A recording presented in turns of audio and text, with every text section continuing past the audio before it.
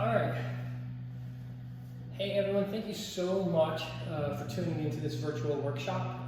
This is basically something that is super near and dear to me, and I think something that kind of all of us that have a Vinyasa yoga practice kind of aspire to be able to do jumping forward and jumping back on our mats. You know, this is called quite often in pretty much every Vinyasa yoga class that you'll attend.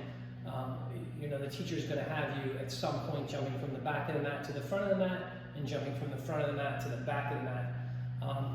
As I've kind of gone through a bunch of feedback from people regarding the videos that I've already taped, one of the things that was a common theme was, you know, how in the world do you make your way from the top of the mat and basically from the top of the mat to the back of the mat, the back of the mat to the top of the mat. How do you do that and appear like you're kind of floating through the air and you make it, you know, you make it look easy?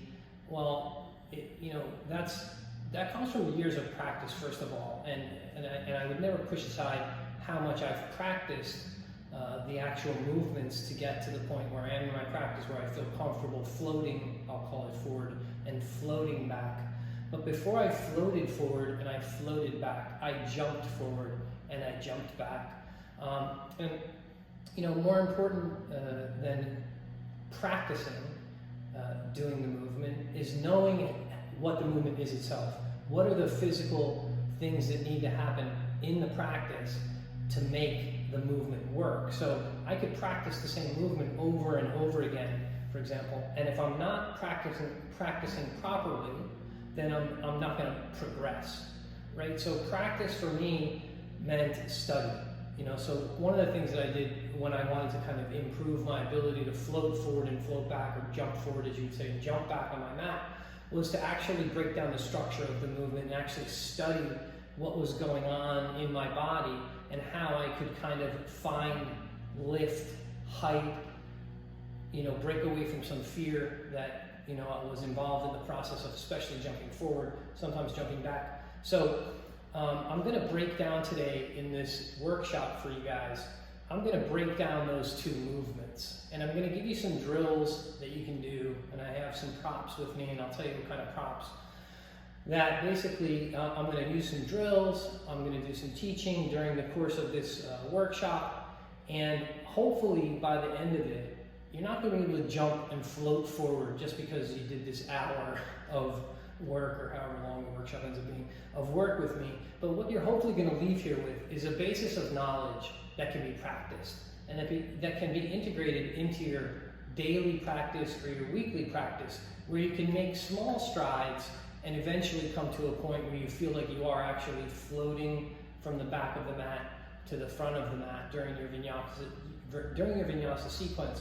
So let's first of all, let me simply show you what I'm talking about so we understand what we're looking to get out of the actual workshop itself and the practice that comes from the workshop itself, most importantly.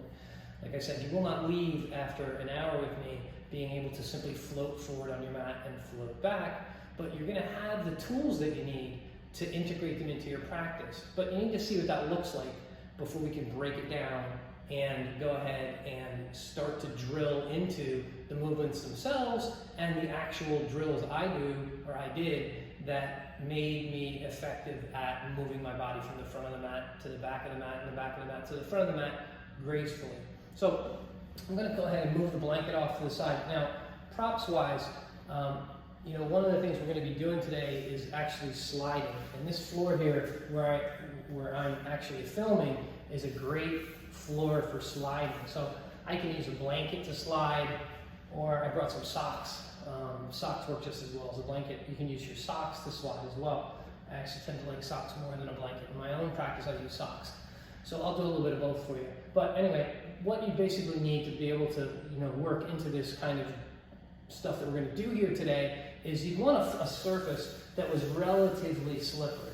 Now, if you don't have that type of surface, let's say, for example, you live in a house and there's only carpet on the floor, you can recreate a lot of the sliding movements by using something like a baking tray, you know, so like a sheet pan, You can put your feet on a sheet pan, and that will slide really well over a carpeted floor. You can even use paper plates. So I think some companies actually make like sliders that go under your feet. I don't have those with me today, but bottom line is if you can find a surface that's kind of slippery like this, it will really help.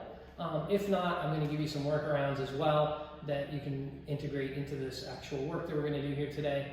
So, you know, just hit pause on the button, go grab some socks. I should have said that in the beginning. Or grab a baking tray. We'll be using that in a little bit. And I think it's important that you have all the right tools so you can be effective in your practice. So first things first, what am I talking about? What do you mean jumping forward and jumping back? So I'm going to actually show you what that would look like in my own practice. And like I said, nobody's perfect.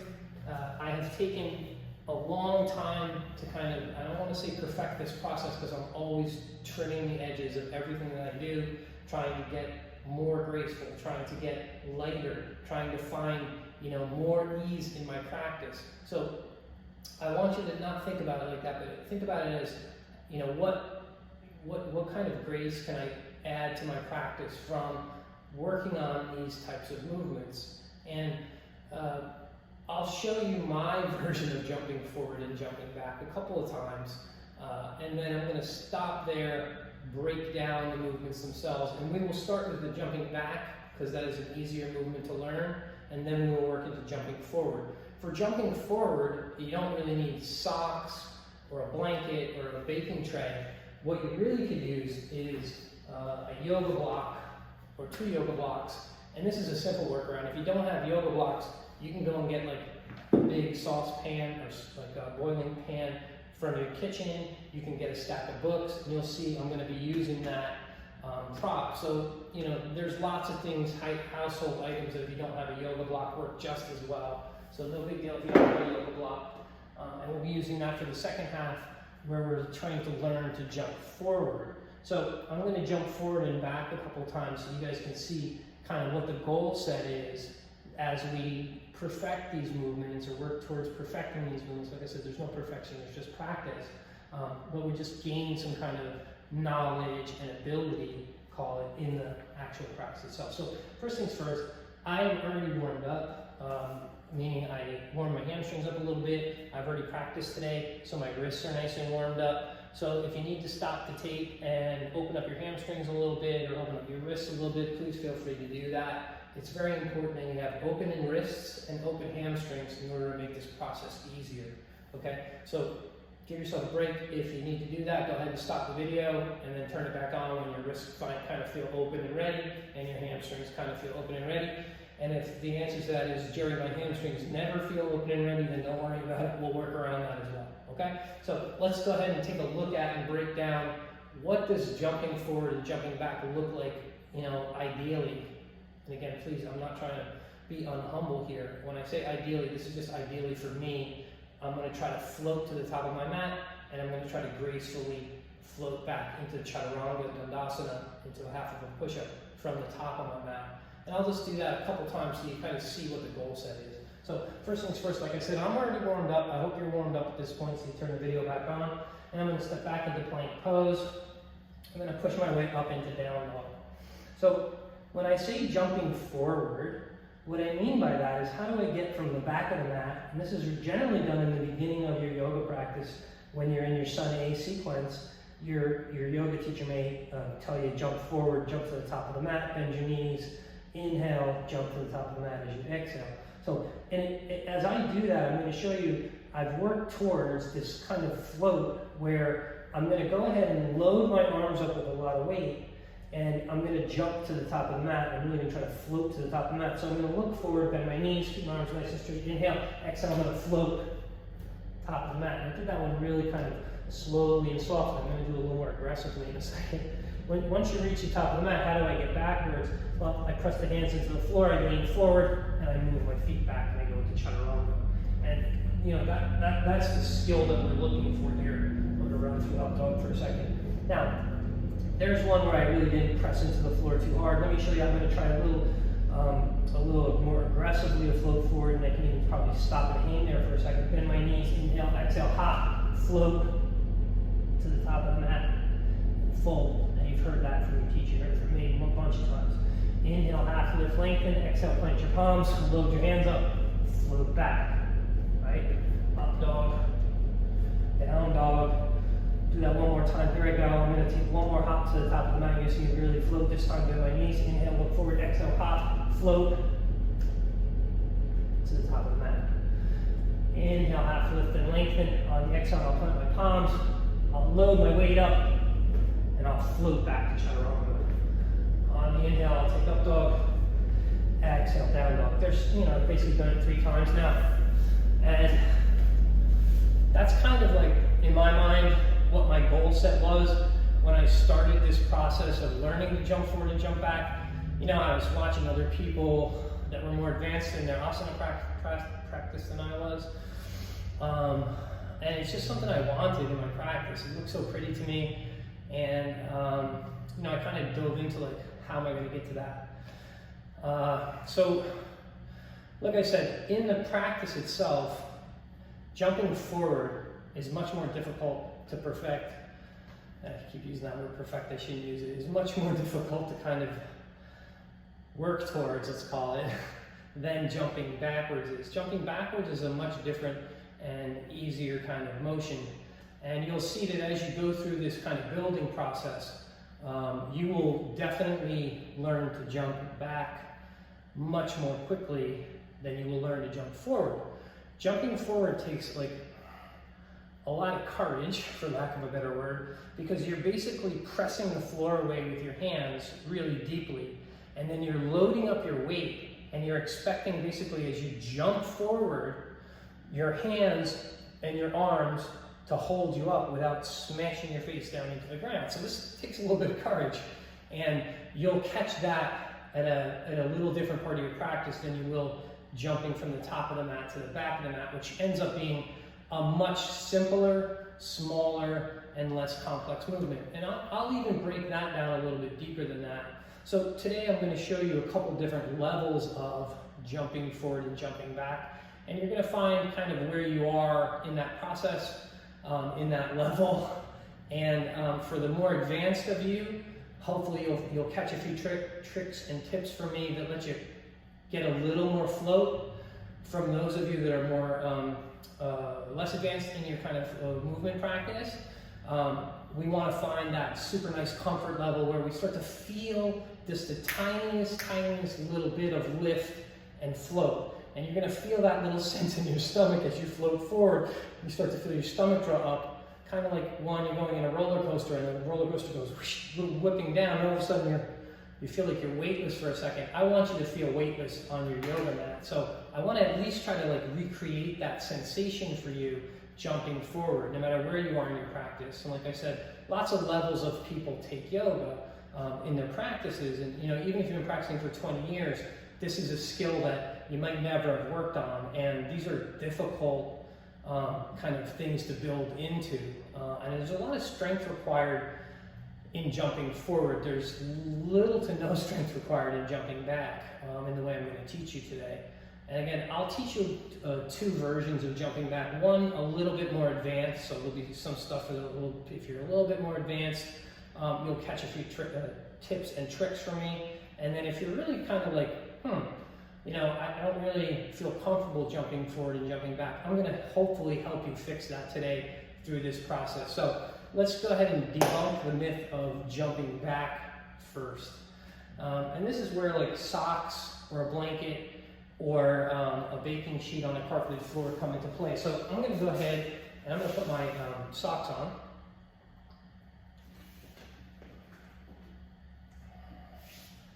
So go ahead and put your socks on or get your blanket ready.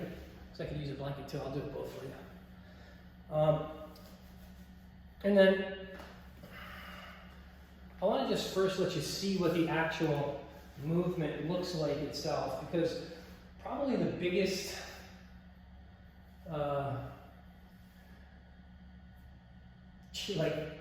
light switch that went on in my brain when I was learning the skill was I didn't realize how forward my chest needed to go as my legs were going backwards.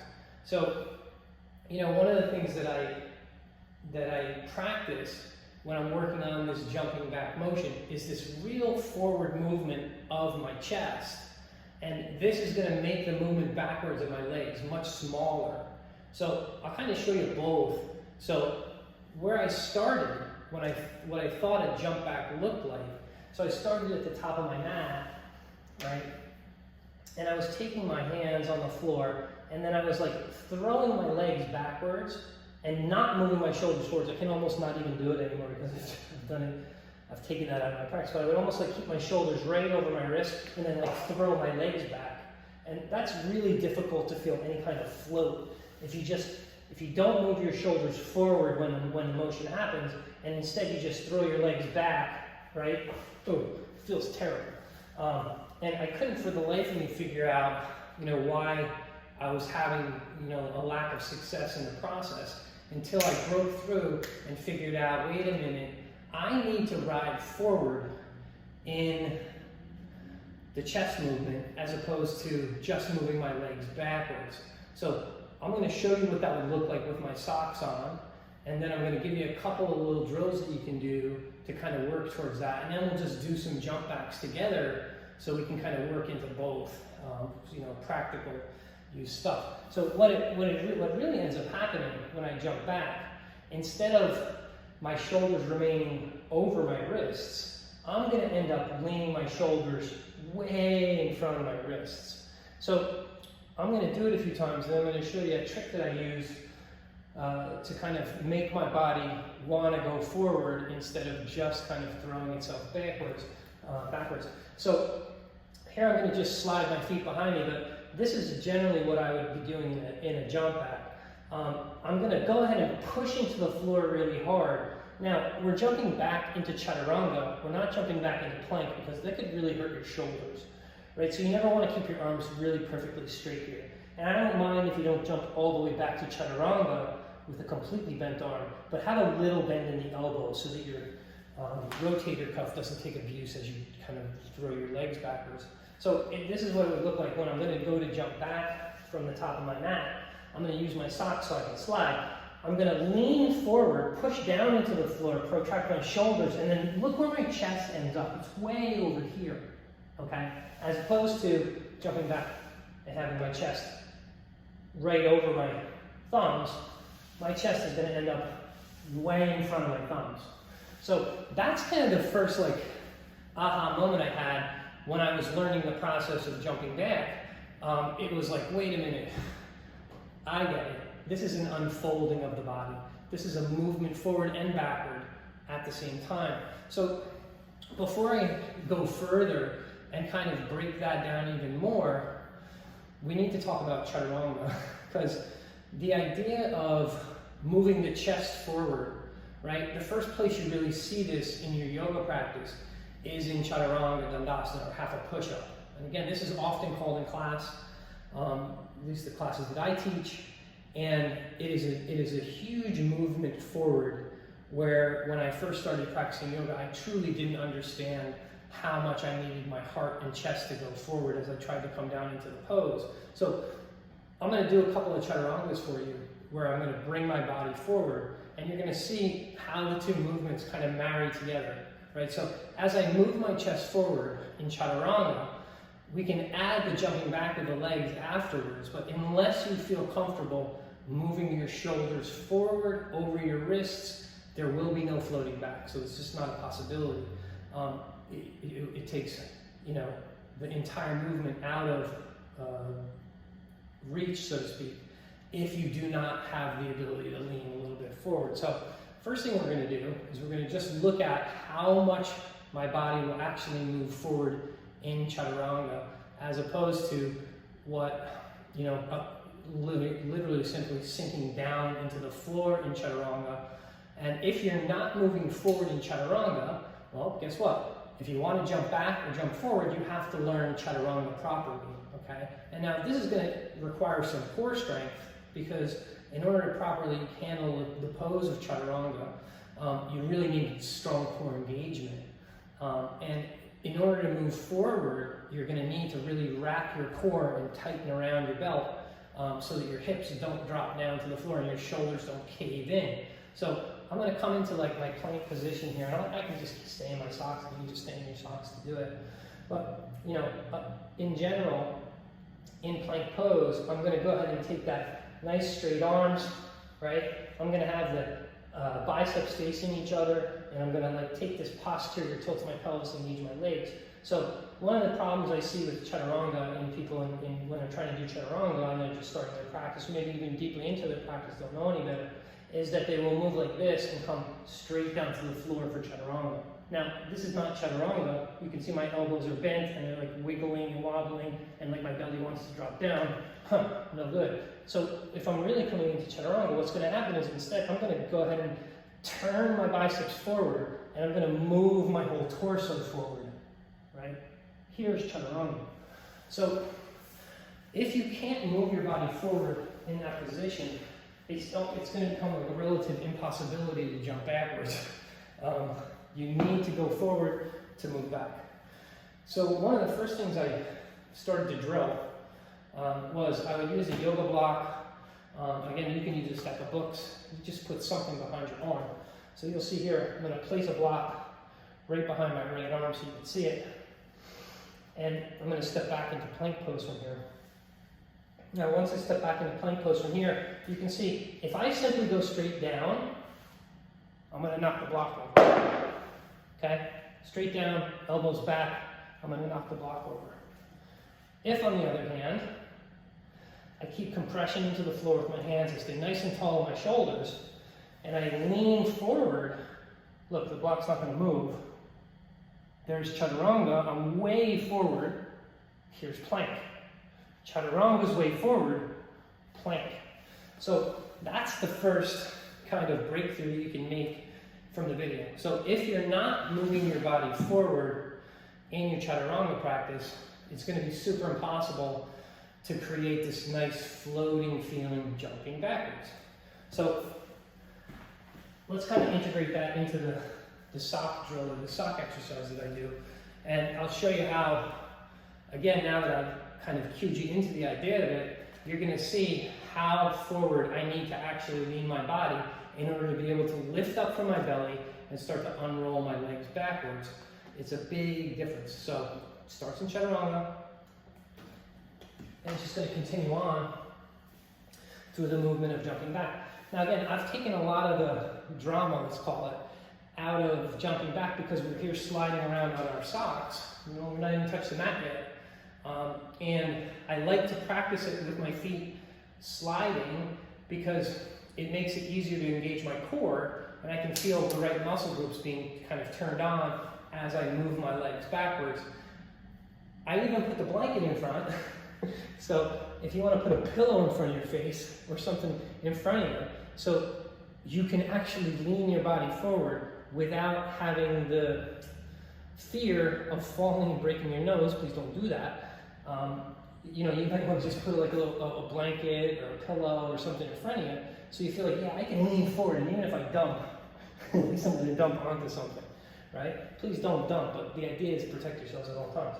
So let's just go through 5 movements from the top of the mat to the back of the mat, where we kind of load the weight up, move the shoulders over the wrists, and then slide the feet backwards, and we'll end up in chaturanga, or we'll end up with just a little bit of a bent elbow, but the shoulders way forward of the wrist. So we have to start that process of feeling like this comfort level of, wait a minute, I can lean my shoulders out over my wrist. So go ahead and set up into tabletop position.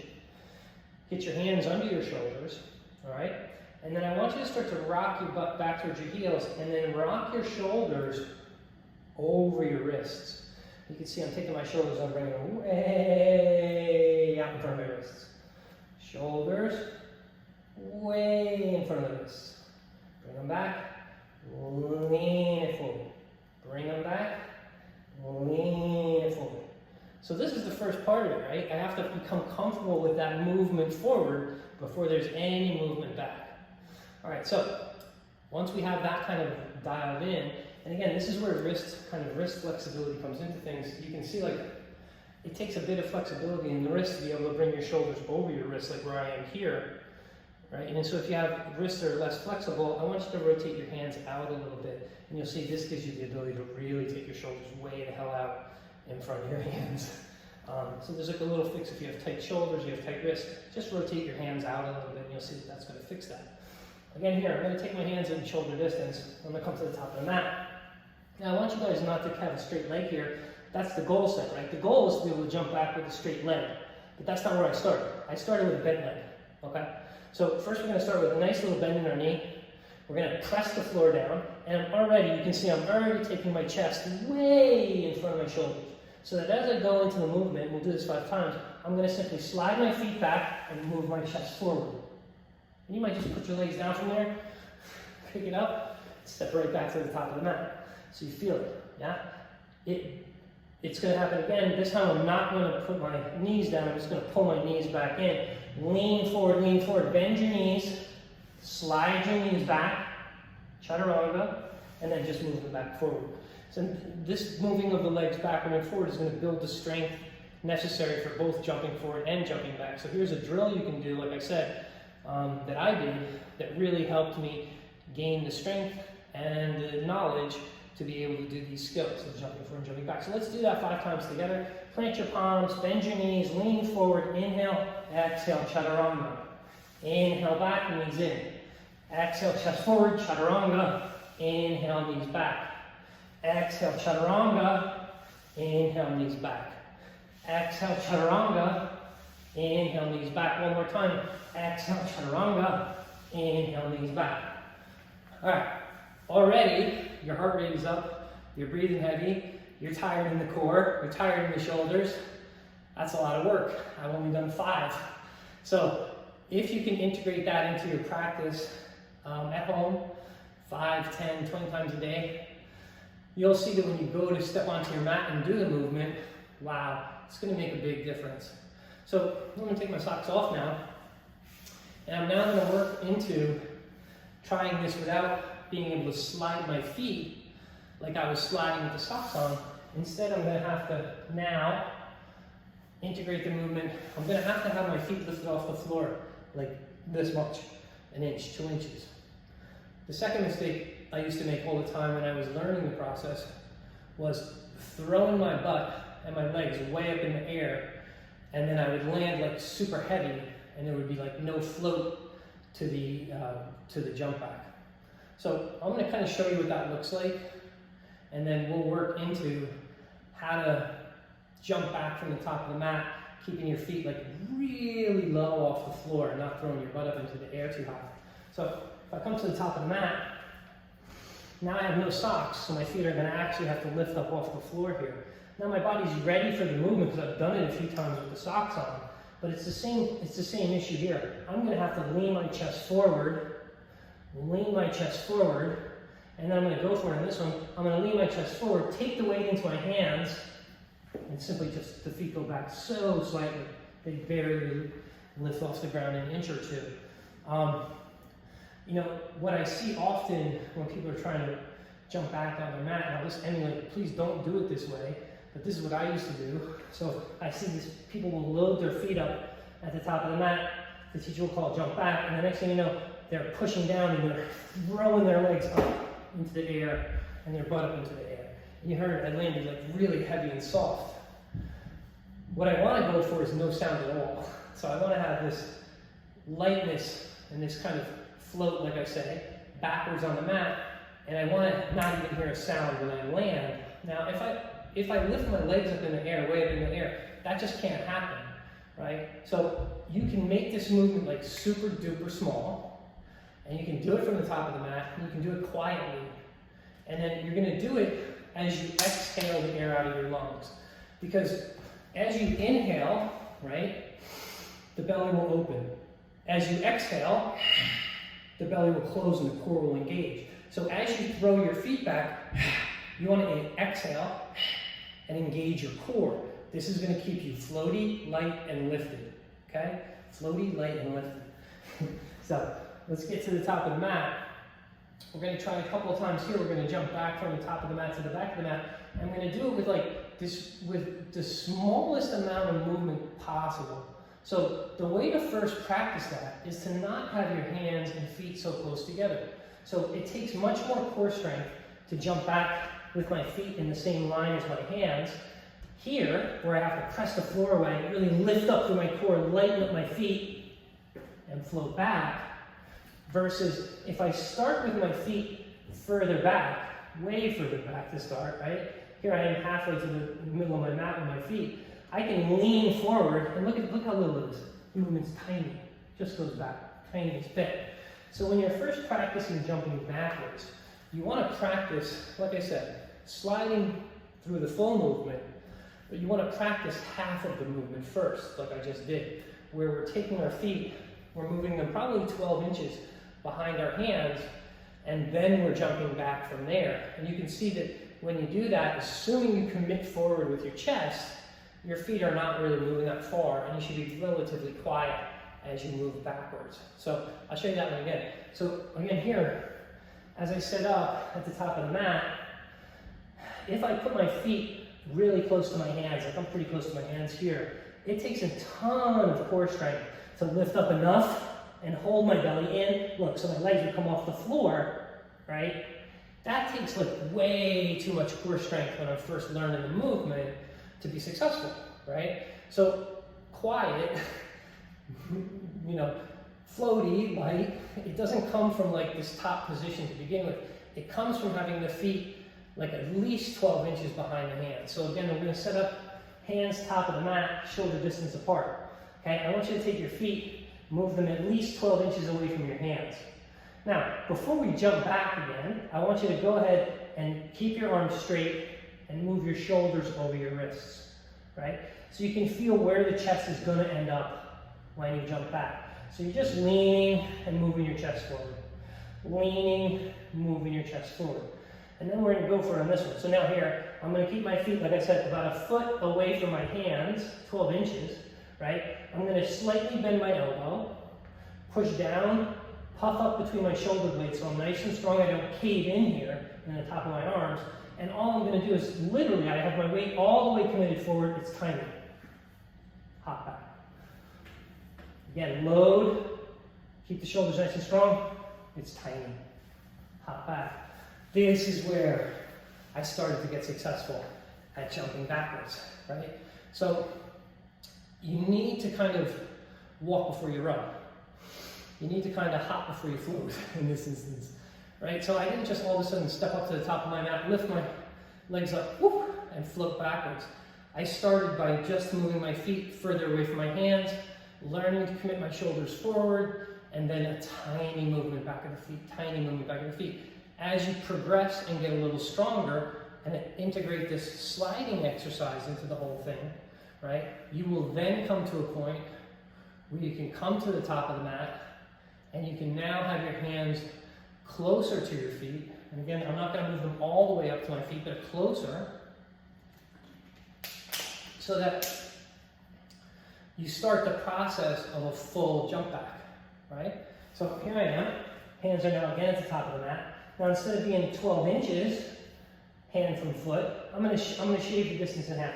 I'm gonna step half of it, okay? Now I'm 6 inches, right? So here I'm gonna again commit my weight forward. You're gonna see I'm gonna need a little more strength to simply float the leg back. Again, I'm starting to get a little bit stronger at it, right? You've done this hundreds of times now, not in this video, but as you practice. And as I commit forward, load, float. And this is like how it's going to happen, a little bit at a time. So, you know, as you progress, get your feet closer to your hands. Now, some of you guys are, you know, really strong already, and you probably can get your feet all the way up by your hands, still be strong enough to commit your shoulders forward and go ahead and float the legs back. Now, as the movement progresses and you get stronger in the movement, there's kind of like two different jump backs that I look at in my brain. I say, okay, that's kind of what I meant or what I wanted when I was learning to float back. And the first one I did was always with a bent knee to start, always with a bent knee to start, until I got my core strong enough that I could then jump back with a straight leg. Now, jumping back with a straight leg is a very advanced skill.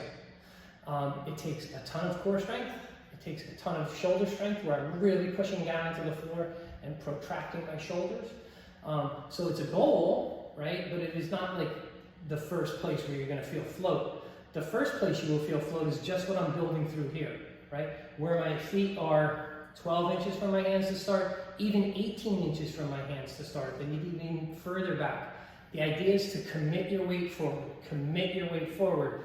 Then and only then does the weight come off of the feet, and for a split second, the feet will float back, and you'll land softly and lightly like a ninja. That's what I want. So I want you all to become yoga ninjas and be able to float back. But like I said, the more advanced version of the float back would be with a really straight leg. And this looks really pretty, but is almost like, I don't want to say an unattainable goal, but listen, if you're practicing yoga 3 or 4 times a week and you know, this is not your job, this is something that may never happen. So you want to have kind of like a happy medium to shoot for. So I'm going to show you the happy medium. I'll show you, you know, just for sake of argument, I'll show you if you really got strong, how you could kind of make the movement into a straight-legged backward movement where you would still feel light, you still wouldn't really hear me land, but it's, like I said, it's kind of a little bit of an advanced movement, something to work towards.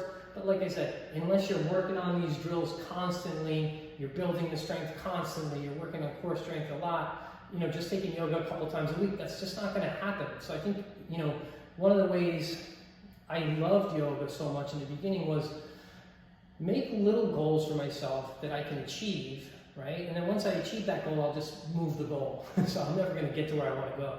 I'm nowhere near where I want to get to in my practice. I hope you're nowhere near where you want to get to in your practice. So, like I said, this idea of jumping back with a really straight leg, it becomes like, yeah, that's a cool goal set to have, but like in the beginning, I want to find grace and ease of movement. So you have to kind of progress towards it. So I'm going to show you what I would term like a really advanced jump back without a straight leg, so still bent knee.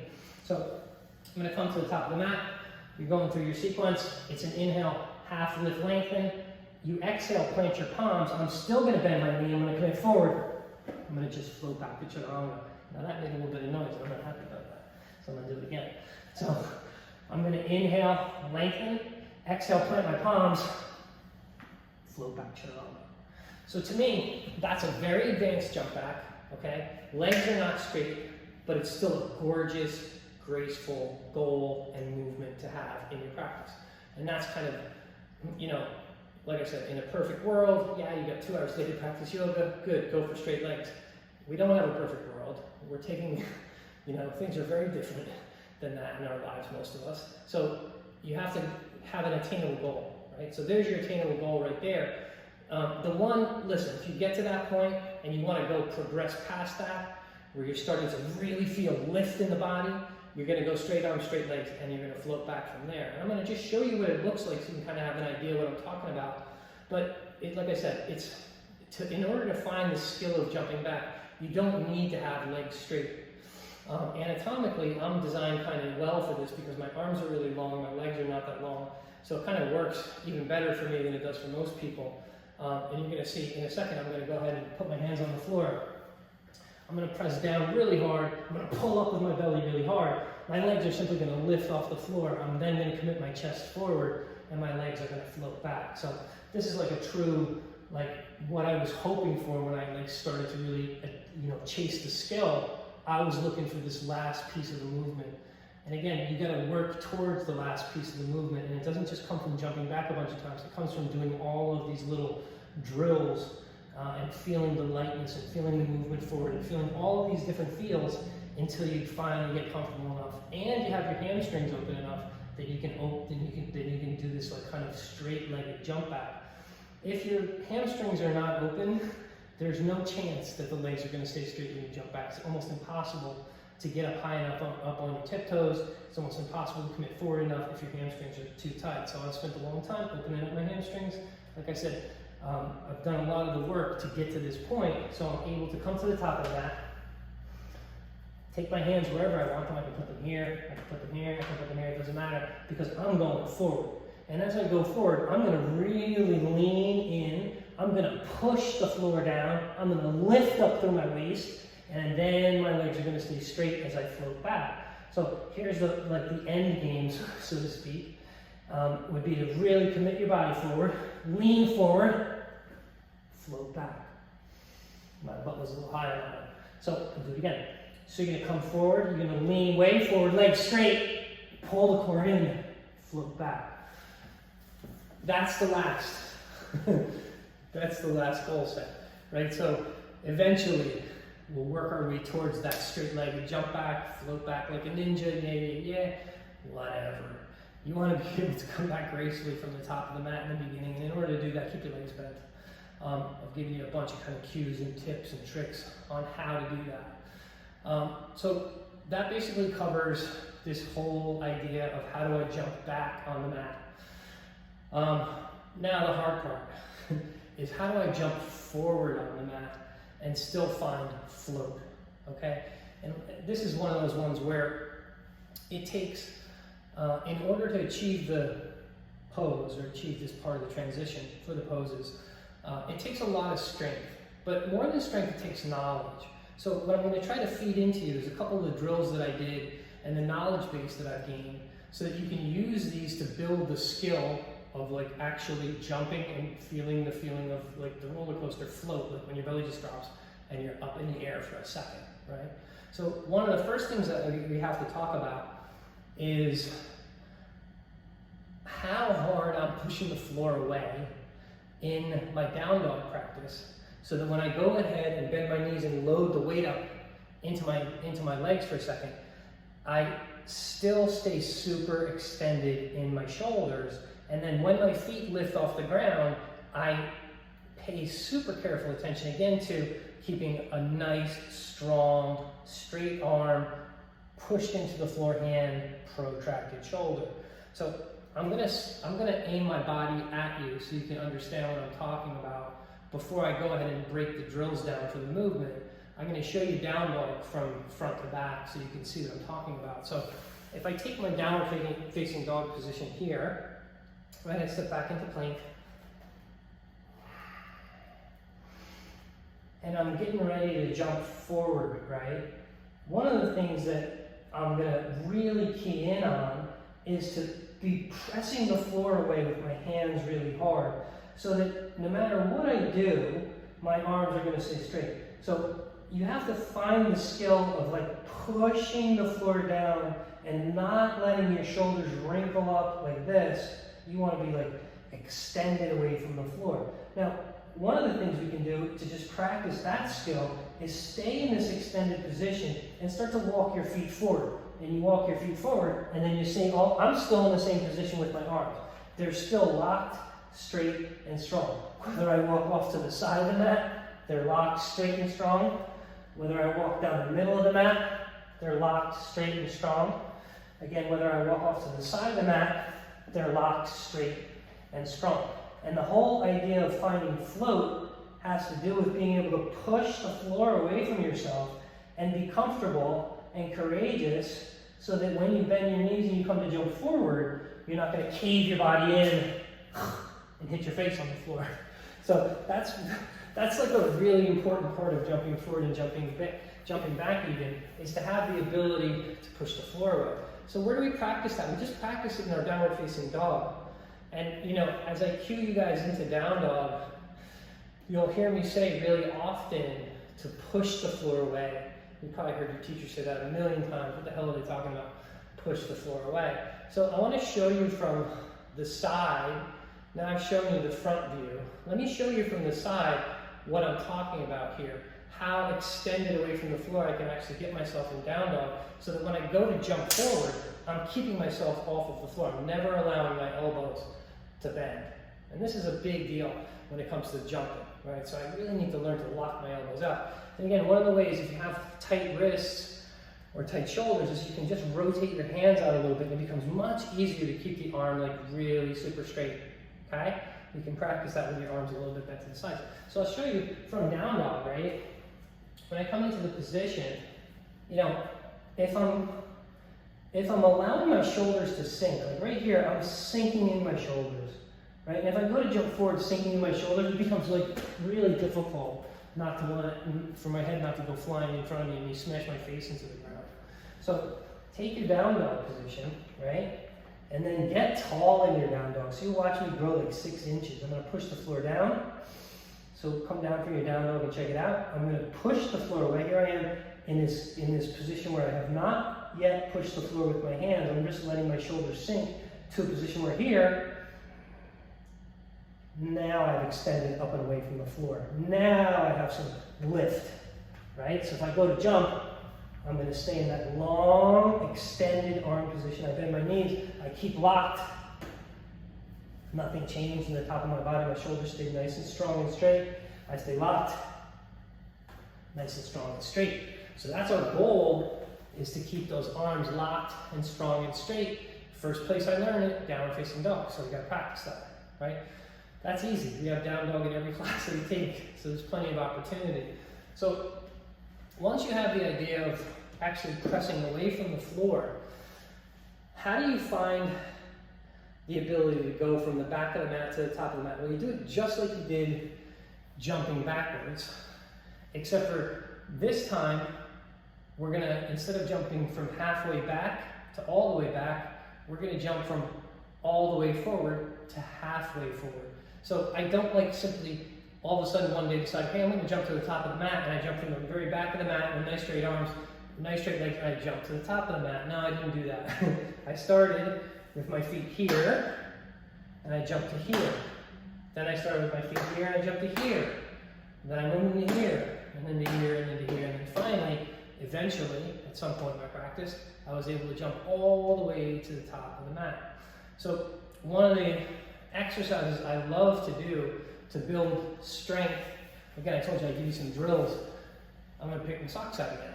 So one of the drills that I really love for jumping forward is, again, I'm going to start to slide around a little bit. So if you have a surface in your house, like I said, that was a carpeted surface, you're going to need to put your feet back onto that baking tray. If you have socks, you're going to go ahead and put your socks back on. And I'm going to show you the drill that I use to find this extension in my arms and lift in my stomach. And it's basically, I'm going to take a plank, I'm going to pike my body up from plank, and I'm going to pike back down. So I'll show you what that looks like. Start with your socks on, set up into tabletop position. Make sure your hands are right under your shoulders. Doesn't matter about your knees right now, because we're going to go back in a second anyway. But you're going to see I'm going to go ahead and step back to plank from here. From plank pose, I want to be able to go ahead and pull my feet up towards my hands, and then push my feet back. Pull your feet up towards your hands, push your feet back. And this is basically piking up, is the movement that's going to occur as we jump forward. So I'm building the strength of the movement here, where I stay long and tall on my shoulders, and I learn to move from my tummy, keeping my arms nice and straight and strong, piking the feet up, pushing the feet back. Do that one more time. Pike the feet up, lean forward, push them back. So that's a really difficult skill, but it's practicable, right? So it's reproducible, and you can actually practice it much easier than you can kind of practice a whole bunch of jumps forward and not get the sensation of that belly lifting up. So I really like the pike, position to start that from. You notice I didn't do it from down dog, I did it from plank, because the reality is, when you're gonna get the stomach strong enough, you want the extra work that's done from plank, as opposed to if I simply do it from down dog, right? I'm taking away basically like half of the core work that I used to get strong into the pose. You might not even be able to hold down dog with your socks on. It's very difficult. So you come up into down dog, right? Here's my socks on.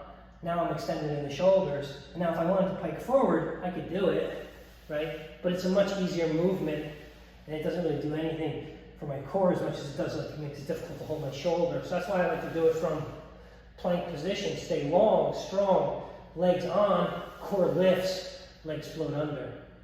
Keep the floor pressed away from you, lean a little forward, no weight in the toes, slide them back to plank. So remember the other drill we did, our knees were bending. Here I'm keeping my legs straight. Okay, so there's your first drill on learning how to jump forward. That's a tough one. So really practice that one. I love that. Burning in my core for sure. I feel like crazy. Once you have that core, kind of the intelligence in the core, and the core is trained in that way to lift and pull, and lift and pull. Now I can translate that into how do I jump forward and back from the back of my mat to the top of my mat. And again, it's the same skill from the top of the mat to the back of the mat. But here, my goal set is to have a straight leg. Whereas the real goal set in jumping back for the beginning, middle, and almost end of most practices that I ever see is to still jump back with a little bit of a bend in the knee. Now, that's not true for jumping forward. I want everybody to try to jump forward with their legs really straight.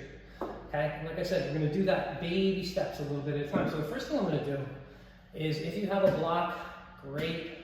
If you don't have a block, use a stack of books. If you don't have a stack of books, don't worry about it.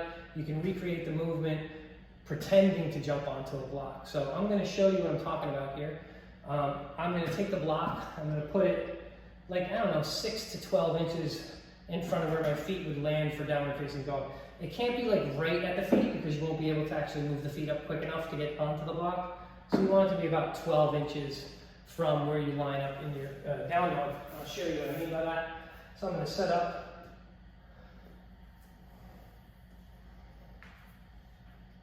into my down dog.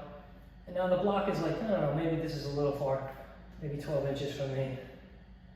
You want to get it as close to your feet as you can, so be able to get your feet up in the air. So my first goal here, right, is to go from a down dog, is to land on top of the block. So what I'm going to do is I'm going to literally bend my knees, keep my heels together, right, press the floor down, and simply hop and let my legs straighten as they land on top of the block.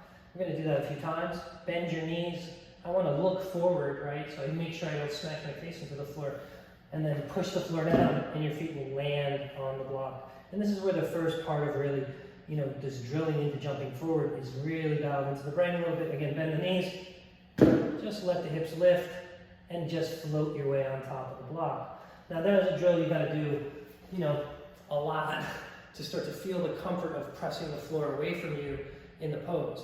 So as I kind of drill myself into jumping up on the block, knowing my goal set is to be able to jump a little further forward than that, obviously, I first master the idea of basically bending into the knees, letting the legs soften, and letting the legs float underneath me.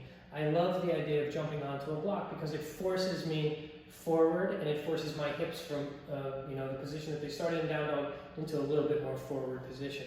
You'll notice the hips never lift up very high, or else it's going to be very difficult to keep the legs floating underneath. That's a little more advanced, and that happens way further down the road. So once you have kind of mastered the idea of jumping onto the block, you guessed it, now I'm going to try to jump over the block.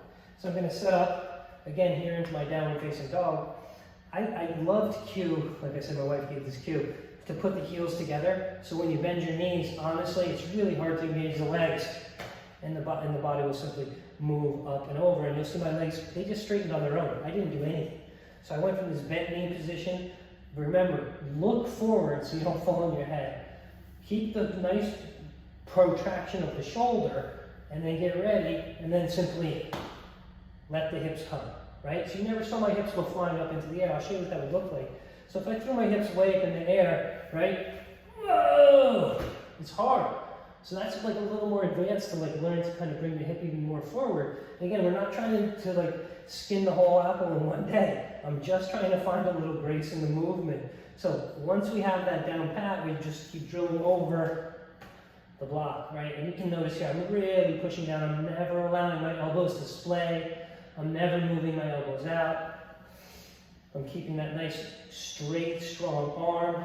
Look forward, keep your shoulders tall, and you'll simply float over the block. So that's great. That's great practice. It's a drill I really love. Now, remove the block. Right? So what happens? So if I remove the block, Now, remember when we jumped back, we kept our feet very, very low. So my goal set in keeping my jump back was to keep those legs keep my feet nice and close to the floor to make a sound when we landed, right? So you're already ninjas jumping backwards. So let's be ninjas jumping forward. Again, here, you don't want to lift the legs way up in the air. You want to make sure your feet are just a little bit off the floor as you slide them under your hips, right? So I'm gonna do the movement for you right now, so you can see what I mean. Again, here, I cannot emphasize this enough. You have to keep your arms straight. So as soon as you bend your arms, right, this is never gonna happen. So first thing to learn is a nice straight arm. One of the things I'd like to do to practice that is literally jumping and not going anywhere. There we go. So now I've already practiced like keeping like really deeply straight in the arm. So before I'm going to try to make my feet go from here to here, I want to make sure I can keep my arms straight as I press my body forward. Right? Now, remember what I said, the legs are going to simply kind of float under where the hips go. So I'm going to sit up into down dog. And do me a favor, when you do it, when you're going to jump forward, don't jump from like the longest down dog ever, right from here. This is like super advanced. It's like, later in your practice. When you're going to go to jump forward, shorten your down dog a little bit. You can see that's already lifted my hips up a little bit more, okay? Now, all I'm trying to do is jump halfway to the top of the mat from here. So, heels together, bend your knees, breathe in, exhale, hop halfway to the top of the mat.